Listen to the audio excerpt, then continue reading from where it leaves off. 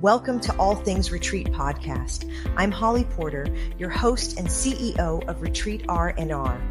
With over 25 years of experience in designing transformative retreats, I'm here to share insights and inspiration to help you create extraordinary experiences.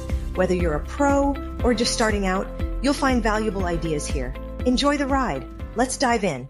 Hi, everyone. Welcome to the show. Today, we have a guest, and her name's Cari Rickabaugh, and she has over 20 years of experience. She ignites profound personal evolution, blending her skills as massage therapist, master body worker, and trauma healing life coach. She helps clients achieve powerful life transformations.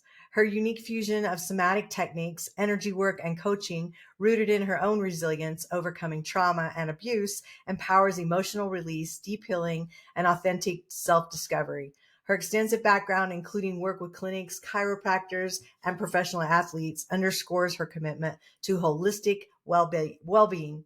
A published author, public speaker, and podcast host, Cari inspires lasting transformative change, guiding others to step into the life they would inherently create if they knew they couldn't fail. Welcome to the show, Cari. Thank you so much, Holly. So excited to be here. Wouldn't life look so much different if we knew we couldn't fail? Incredibly. Like, it's amazing the fact that it's so hard to conceptualize that, like, as a society. So true. It's so true. I mean, if you take fear out of everything, because even the politics and the news and everything else, it's like that's what they instill in everybody, is that fear. Because if they keep us in fear, then we're stoppable. If we're out of fear, we're unstoppable, right? Yeah. We as a society, like, this was huge when I learned this. We've been taught to fear. And there's nothing wrong with being fearful. There's nothing wrong with failure. There's nothing wrong with these things that are wrong. Yeah. Because they're just a new space for you to learn and grow and step into and say, hey, what's different about this? Yeah, so true. Years ago, I was doing my certification for hypnosis, and fear of success and fear of failure, which are total opposites, kind of, they both came up for me. And it was like, yeah, that, like, I'm afraid to succeed, because what if I do? Then I'm more worried about failing than I am succeeding. And it's interesting how those beliefs just create so much chaos in our lives. Yeah. And, I'll tell you from my experiences with so many people that I know who are in this industry or this lifestyle of self-awareness and, self-change and improvement, even those who are the most successful, even those that we put up on some of the highest pedestals, still have fear of success. They still have fear of change. They still have all of these things. They're human, just like the rest of us. They have the same feelings and emotions based upon their experiences. So they can alter slightly, but, as one who in the past 2 years has been able to step into this space of, oh my gosh, I'm allowed to be good at something. I'm allowed to be successful. I'm allowed to be known. You do sometimes have this fear of, well, who I know is this imperfect, small person, and we get scared of what would we be without that. Yeah, it's just so true. I love personal development myself, though. I've worked on things for so many years, and I'm constantly learning. It's like I never want to stop learning. I never want to stop being a student. I want to always walk in a room and be the dumbest one in the room, because that's a smart thing. Yeah. Oh, I love that. There's a coach named Steve Hardison that says a lot often. I mean, I know the man personally, and he will say a lot when we're talking. He's like, Cari, it's a mountain without a top. You don't ever get to that point where you're like, I know it all, or I'm healed, or I'm the best there is. There's always somewhere else to go. There's always something else to learn. And you just keep climbing throughout our lives. And if you think you get to the top, that's your ego. And you're going to have a harder time getting down. It's so true. It's going to be a bumpy road, is all I got to say. Let's talk about people and tribes. At some point in their process to fully heal, a lot of people feel like they can click the join button on a Facebook group, for instance, or walk into a conference, and others will automatically focus on them and bring them into the center of that tribe. Being known and part of a tribe requires putting in effort and taking work of putting yourself out there and to be known. Sometimes that's a critical part of every healing process. Every part of healing requires effort and hard work.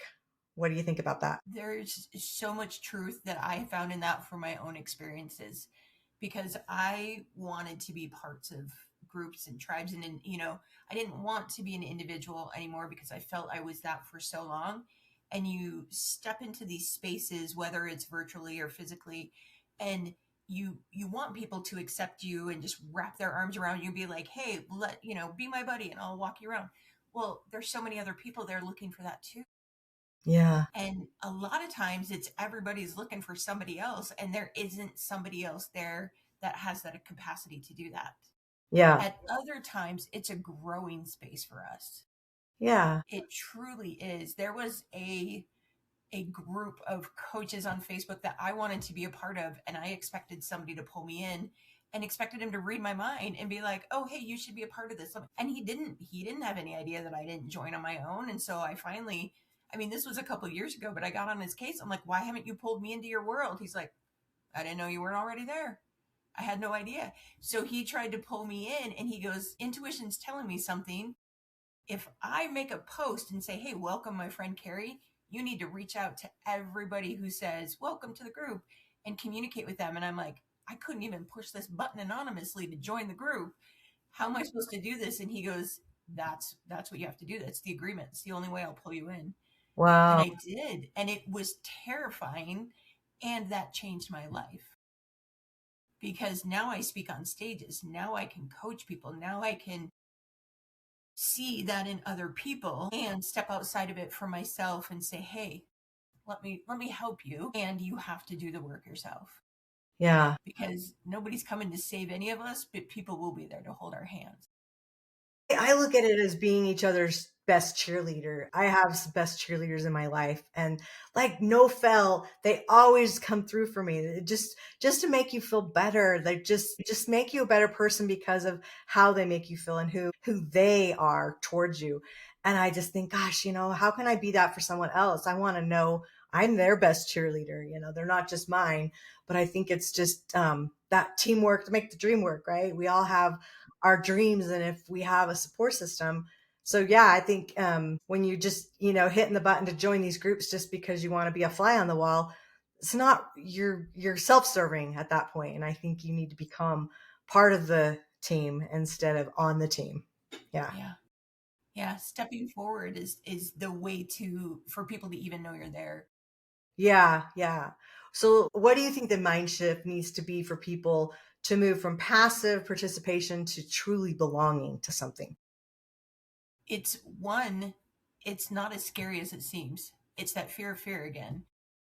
It's really not that scary. Every single one of us who have come into a group, who have come into a community, who have come into a conference, who have come in, we've all been exactly where you are. Every single one of us have walked into rooms or virtual spaces not knowing anybody or anything really about the dynamic, Yeah. and we had to step in and learn for ourselves. So you're not coming into a room where people don't understand the fear or the trepidation you may have. So people already understand you before you even met them, right? That's the first thing. The Yeah. second thing is, I think there has to be at times that mind shift of giving everybody grace for doing the best that they can. Because if you walk into a conference in person and all these people don't come and surround you, it's not intentional. Yeah. A lot of times people don't have any idea what you need. People are in their own world, and they may seem great on the outside, but internally they're fighting some sort of battles, and they're just doing the best that they can, and they don't have it to give to you, but it's not because of you. And so I think a lot of it is just opening up grace and not expecting anything, just Yeah. going with whatever happens and being okay with whatever happens. What comes to my mind when you say that is be interested, not interesting in a group, Yes. Yes. because It's very true. all of us have been in that group where I mean, it's different if they're just funny and they have a great sense of humor and they have funny stories to tell or whatever, and they're building some rapport that way and they're monopolizing the conversation. There's a difference in that energy than somebody who's just like throwing up on you about everything and how great they are and what they do and blah, blah, blah. And Yeah. sign up here and you should do this. And you should, I mean, it's exhausting to be around people like that. Being known as a tribe requires effort, vulnerability, and willingness to put yourself out there. And that can feel uncomfortable or even scary. So the question is, why do you think so many people resist this part of the process, even when they say they want healing or connection? It's unfamiliar. I know that this was the case for me. I would sit in my own misery knowing that I didn't want to be miserable anymore and knowing what the next step could be to be out of misery, but it was familiar to sit in that misery because I knew what to expect. I knew what it would feel like, you know? And it's, again, fearing the fear. If we can get uncomfortable, or sorry, if we can get comfortable being uncomfortable and Yeah. knowing that it's just a feeling, you step into something and you're uncomfortable. Okay, nothing good, nothing bad about that. Let's figure out what we can do next, instead of saying, here's the other thing.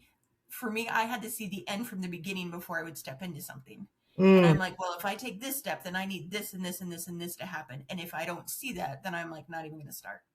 yeah. And it's, again, I needed to be comfortable with everything that happened. And if I was uncomfortable, I didn't know what to do with myself.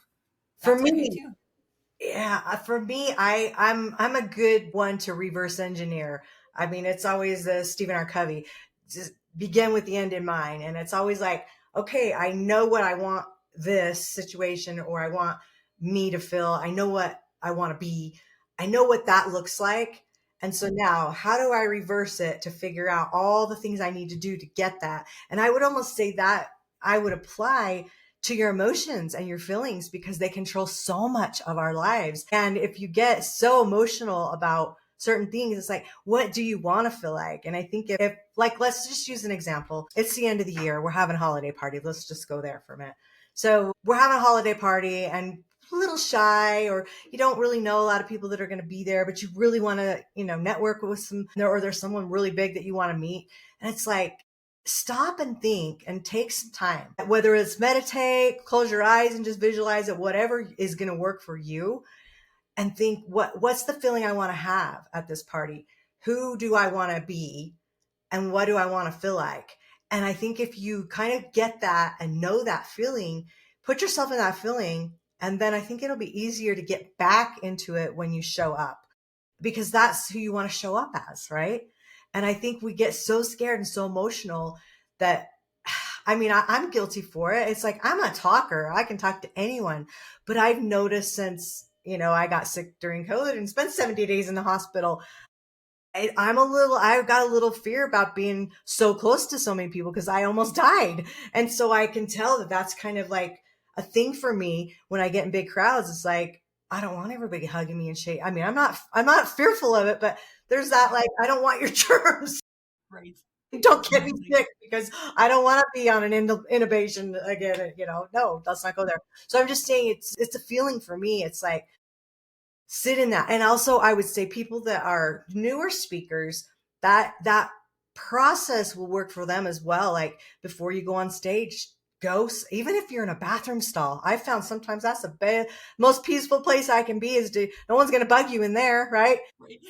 Go sit on the toilet. If it's noisy, put on some headphones, listen to some meditation music, and just sit there for 5 minutes to give yourself that peace and tell yourself, what is the feeling I want? What is the energy that I want to bring to the stage when I'm going to go get on it, or, whatever, that room, whatever it is for you. I'm just trying to think of some examples that maybe you could put yourself in that'll move you past that, getting stuck in that emotional trauma, I'm going to call it, because it is, especially for introverts. And I've always been an extrovert. I'm a lot more introverted than I ever used to be. So that's different for me. And so I think you just have to meet people where they're at. And I don't know. What do you think of that? There were two things that came to mind when you said that. The first was 45 years of my life, I didn't know that I had a choice to feel or be however I wanted to be. And so I thought when I step into a room, I'm victim to whatever happens inside of me or outside of me. And so once I learned that if I don't want to be scared, I don't have to be scared. Like it's simple, but it's not always easy. Like they're simple concepts, but it's not always easy to do, but it's a practice. And the more you practice it, the more you can do it. And once you take a step, I always say, do it scared. That was started to be my motto for the year, and now that's my motto for my life is do it scared. Just Yeah. it doesn't I got matter. another one. Just do it. If it's going to be, it's up to me. Yeah, Let's do it. so true. Do it scared. And then the second thing I thought of is when you said sit down and like imagine how it's going to be. You look at Olympic athletes, you look at professional sports teams, you look at the Blue Angels. I saw this little short clip of a documentary on them, I think on TikTok or something the other day, where they literally before they go up and fly and do their shows, they sit in chairs and they have their eyes closed and they pretend that they have their hand on their gears or whatever. I'm not a pilot, I don't know. And they literally go through all of, and they're all, turning in their mind and physically doing it so that their body knows exactly what it's going to feel like. So Yes. taking those couple of minutes that you said to just say, I'm going to bring in the feeling, I'm going to bring in the idea, I'm going to bring in whatever it is so that your nervous system's like, oh, okay, this is familiar. When you step into it, can take away so much of that fear. Yeah. And I think just having that before you go is calming enough to help calm you down when you get there. I think it's just, and like I said, do it in the parking lot in your car before you are getting out to go to a meeting. It could be anything. Like you could use that process however it looks for you. I mean, I've known that process for years, but I haven't always used it. You get caught up in the emotion at the time. You're like, dang, I forgot I was going to do that. So make it work for you is all. Everyone's going to be a little bit different, but what do you think the biggest reasons people get stuck and stop doing the work even when the next step is clear for them? Like, you know what to do. Why are we not doing it? I firmly believe it's because as we were growing up, we were either handed or we took on beliefs about ourselves.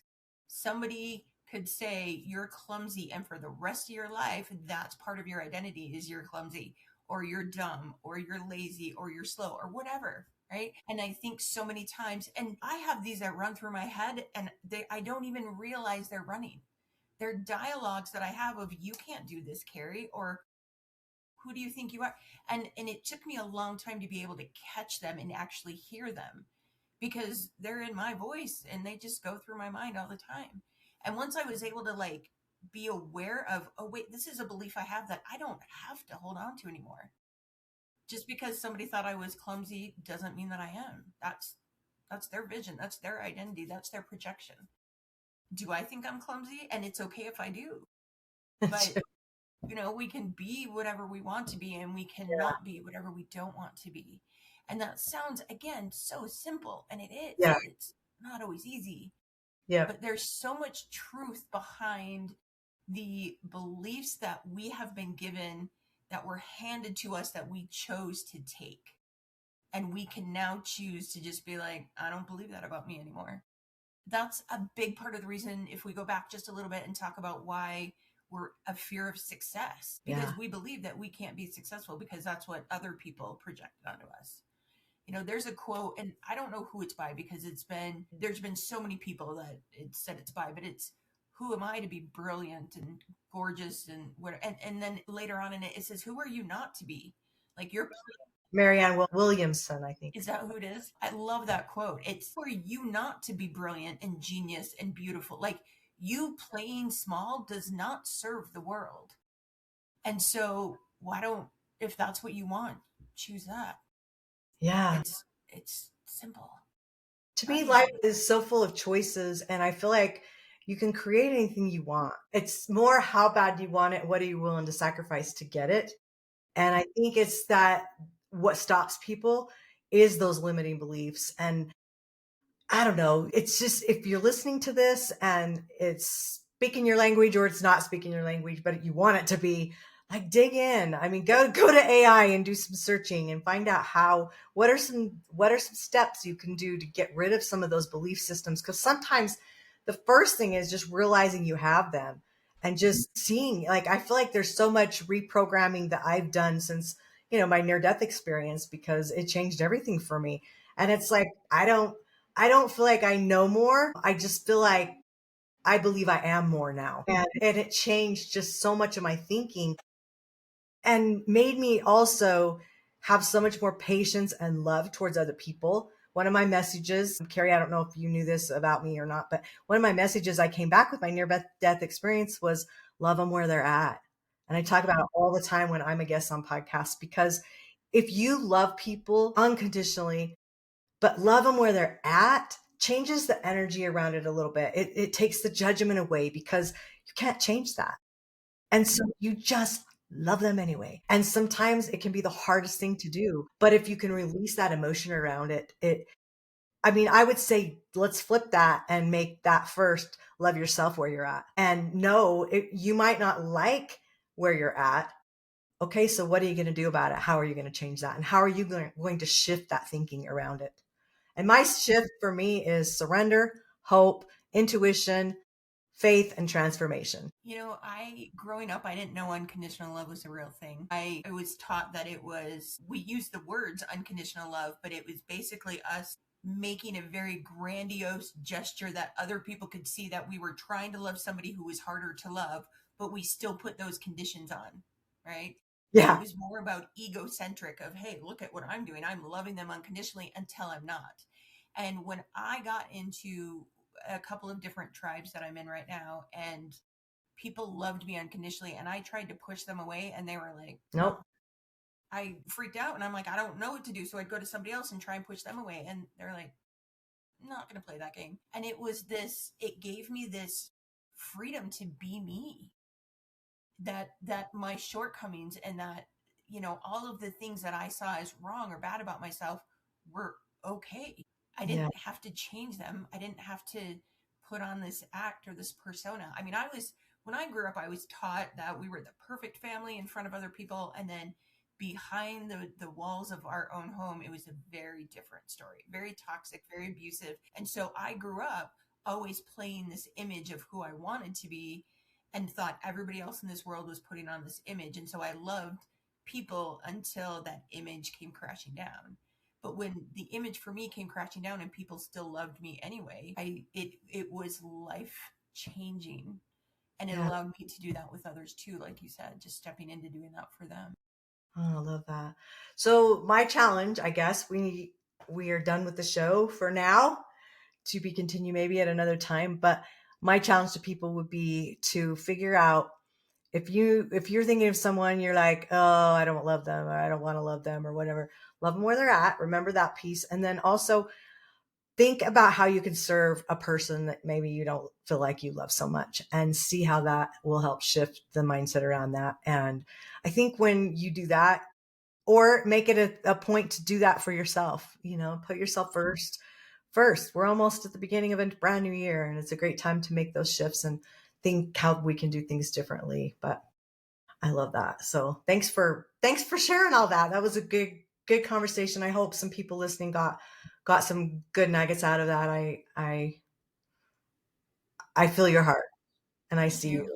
Thank you for being here today. Thank you. And I just want to remind anyone who is listening, if you have any doubt, do it scared. Just do it. Yes.